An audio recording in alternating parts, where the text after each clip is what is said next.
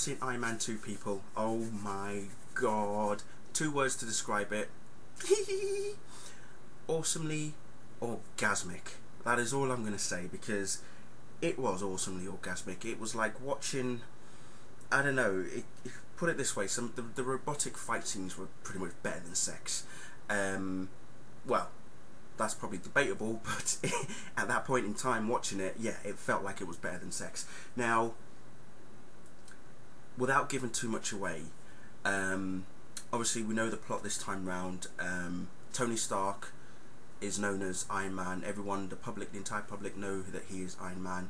The United States government are trying to get him to hand the suit over because they see it as a threat to national security. It's some sort of weapon. But Tony is basically saying, look, you know, I've helped you guys. I've brought world peace and stuff like that. And so many other things are going on.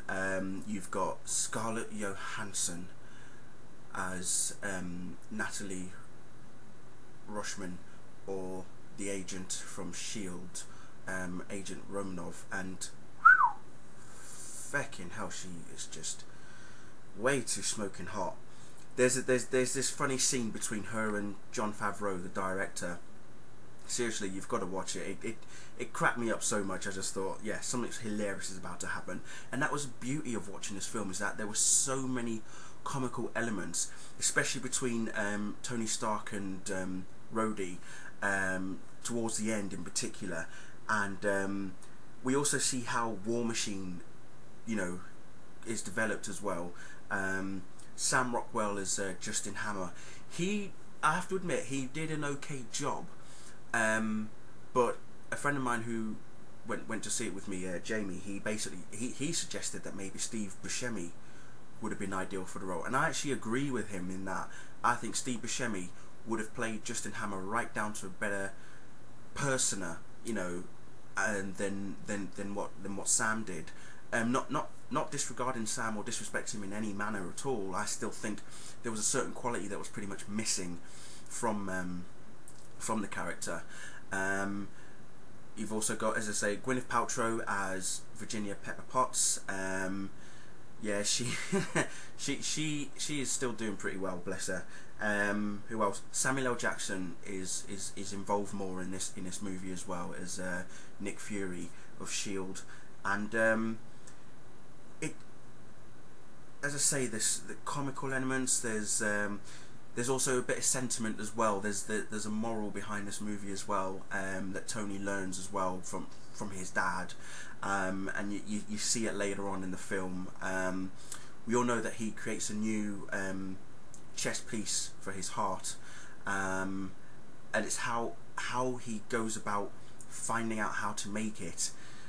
You'll see why he creates that chest piece. Those of you who've probably read the comics will know, but for those of you who haven't read the comics, not seen the film yet, again, you know, without giving too much away, you've got to see how it all develops. All I'll say is 3 words, okay, with the new core reactor thing that he's making.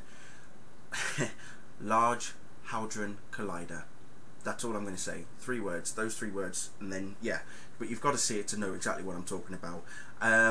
Where else have we got here? 2 important things regarding this movie. First of all, if you can, and I mean if you can, see it in IMAX, okay? Whatever you do, if you're able to see it in IMAX, I recommend seeing it in IMAX, because it blows you away. Like, I mean, it was the first movie I've seen that wasn't in 3D IMAX, and it was still spectacular. It was still brilliantly done. Second of all, as with the first one, stay after the credits have ended. You've got to stay, because it was quite interesting this time round, because when I watched Iron Man at the cinema, there wasn't that many people there, whereas this time with Iron Man 2, it was entirely full. But get this, as soon as the credits roll, the first 3 rows of the auditorium all left. Everybody from, like, you know, after the first 3 rows, all the way up to where me and Jamie were sitting up on the gallery, everyone was still sitting there whilst the credits were rolling. And as I say, if it took that many people to stay behind just to see this particular ending after the credits, you will know why when you see it as well. So you have to stay and see it. Yeah, that's all I'm going to say. What else? The amount of robots that are involved in this. I've got to also give praise to Mickey Rourke as Whiplash, as Ivan Vanko, who was the son of was it Anton Vanko as well? I think so. It was a guy who works alongside. Well, I say he works alongside, but it was like partnered to Howard Stark, Tony's father, and that's where the whole sentiment comes in. The whole morality comes in between Tony and Ivan in particular. There's this, you know, war between them two. It's a personal vendetta between the pair of them. Tony doesn't even know anything about it, whereas Ivan clearly does, and it all comes to a head.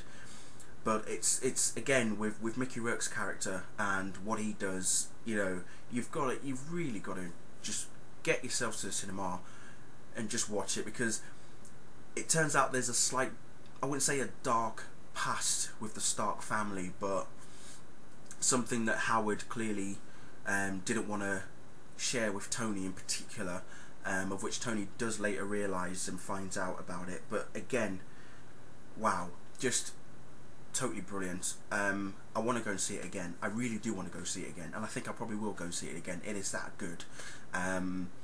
Seriously, yeah, I'm lost for words. All I can say is get your asses to the cinema, go and see it, book your tickets, whatever. See it in IMAX and stay until the very end after the credits, because you don't want to miss it. Yeah, again, credit to Jon Favreau. His character got a bit more screen time this time. What was it? Happy Hogan was his character. So, got to give credit to Jon Favreau. Absolutely brilliantly well done. Completely blew me away, this film. The first one not so much blew me away, although it was fun to watch. The second one, it was like everything had just come together. Everything that I expected happened in this film, and wow, brilliant. Credit to Robert Downey Jr. Again, that guy is just awesome. He really is going from strength to strength right now. As I say, Mickey Rourke, outstanding performance from him. Again, Sam Rockwell could have done a bit better had it been, you know, yeah. Scarlett Johansson. Oh my god, ouch. Look out for Stan Lee's cameo, because last time he was he was Hugh Hefner. Wait till you see who he is this time round. It was absolutely hilarious. And some hot birds as well. Oh my god, there were some hotties. Woof. But yeah, and Don Cheadle. How could I forget Don Cheadle? I can't believe I just forgotten Don Cheadle. As Lieutenant Colonel Rhodes, even James Rhodes, Rhodey, as War Machine in particular. Again, the development of how he goes from, it's how he becomes War Machine is what's interesting about in his character in this film as well. He kind of betrays Tony in a way, but he pretty much has no choice but to betray him in some sense, although he then realises that he's kind of made a mistake with said betrayal. So again, yeah, brilliantly done. I'm going to, I don't even know what I'm going to do right now. I'm just going to relax for a bit. What do you think of the new t-shirt? You like it? Got it, just arrived this morning, so yeah, brilliant. Yeah, I think I've said too much. I've spoken a lot. So yeah, brilliant. Iron Man 2, definitely recommend it. Good night.